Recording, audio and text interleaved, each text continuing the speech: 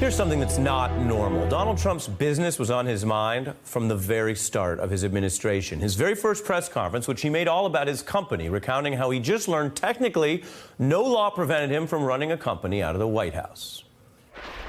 Over the weekend, I was offered $2 billion to do a deal in Dubai with a very, very, very amazing man, a great, great developer from the Middle East. I turned it down. I didn't have to turn it down because, as you know, I have a no conflict situation because I'm president, which is, I didn't know about that until about 3 months ago, but it's a nice thing to have. But I don't want to take advantage of something. Then Trump turned to a classic ploy, the double conditional word muddle, also known as lying. So I could actually run my business. I could actually run my business and run government at the same time. I don't like the way that looks, but I would be able to do that if I wanted to. If he wanted to. To be clear, that was Trump taking credit for not being involved with his businesses when he actually is involved. We now know he spent the next year after that press conference promoting his properties. New reports today, he hiked the price for spending New Year's Eve with Trump, doubled fees at Mar-a-Lago as soon as he won the election, and revenue there followed, spiking by $7 million. I'm joined by former Governor DNC Chair Howard Dean, Richard Painter, an ethics lawyer for President George W. Bush, who's suing Trump over these issues, and Leo Wright-Rigueur, a Harvard professor. Richard Painter, this is not normal. It might be legal. Is it ethical? Well, it's normal for Donald Trump. This is what he's been doing since day one. It's about self-promotion and promotion of his businesses. He's just flat out wrong when he says that the president cannot have a conflict of interest situation.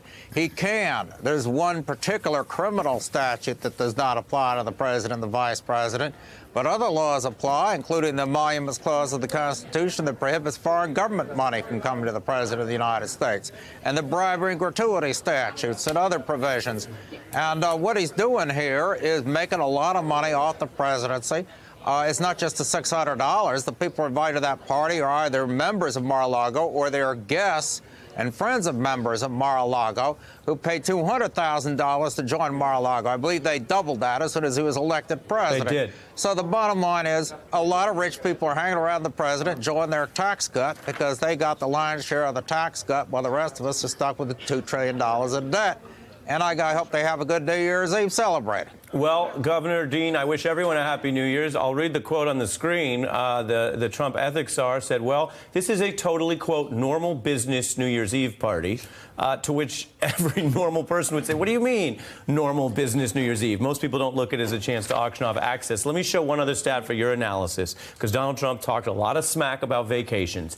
Here's his vacationing during the first year, as according to Travel, which I think shows two things. I'm curious what you think. Number one, he doesn't work a lot. If you don't want him to be effective, maybe you welcome that. But number two, he's constantly vacationing to promote his own properties. Well, the promotion is extraordinary. There hasn't been a president in my lifetime that's done anything like this. And, you know, at the beginning, the constitutional business about the Emoluments Clause, which is you're not supposed to take foreign money to influence your policy, it didn't bother me. I thought it was a far-flung argument. I'm not an attorney.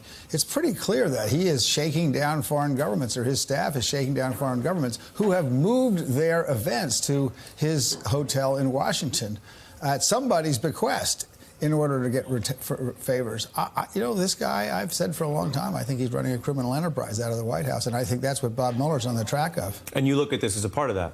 I do absolutely look at it. He's shaking down people. For him to also look what the bill did. The bill, basically, there were 14 Republican senators who voted for a bill that made them between $1 million and $35 million apiece. Put in by Orrin Hatch, a clause put in by Orrin Hatch, the chairman of the Finance Committee, who himself benefited from the bill. That is crookedness. Right. That is crookedness. That right. can't be legal. In the Senate in Vermont, you're supposed to excuse yourself from voting on bills like that, and people do, both Republicans and Democrats.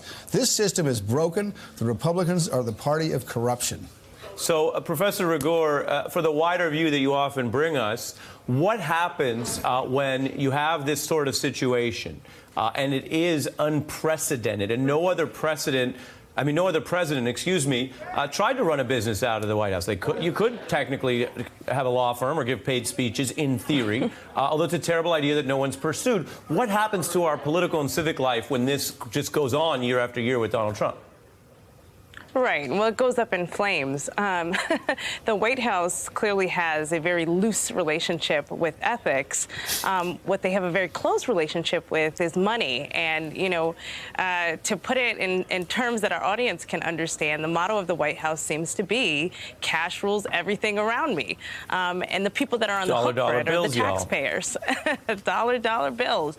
So the people that are on the hook for it are the taxpayers. And what happens is they look around and they say, why isn't Congress doing anything about this? Why aren't politicians? Why is this happening? Why are the American people getting fleeced?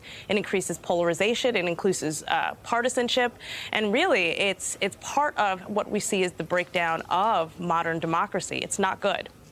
Richard Painter, what do you say to people at the end of this year who may follow you, who may agree with you, but who feel then dispirited because it seems like they're getting away with it? Well, we should have focused on this before the election. If people had bothered to find out who Donald Trump was, I was practicing law in New York 25 years ago, and he'd ripped off a lot of people in town. Nobody trusted him, and that's why he's borrowing his money overseas. And that's why we want to find out whether any of that's from foreign governments. And I hope Bob Mueller's on that as well. But we don't, you know, he's not a trustworthy person. He's been lying since the day one in the White House. So at this point, we got to figure out how to get rid of him, because I don't think he's going to change. We've given him a year, and it's not working out. He's been obstructing justice. He's been lying to the American people, trying to shut down the press. And this attack on CNN, I know they're your rival, but going after CNN and then going after that antitrust case against AT&T Time Warner, really to retaliate against CNN, that's unconscionable. That's the kind of thing that happens in a dictatorship. So we're going to have to get rid of him if we want to keep our democracy. There are no two ways about it. I appreciate your points. I appreciate your attention to detail. And I'll note we covered the apparent potential retaliation at issue in the Trump administration's targeting of CNN's parent company at the time. Yes, I happen to compete against them every night. I don't care. This is bigger than that, and we will keep covering it, and I appreciate you raising it.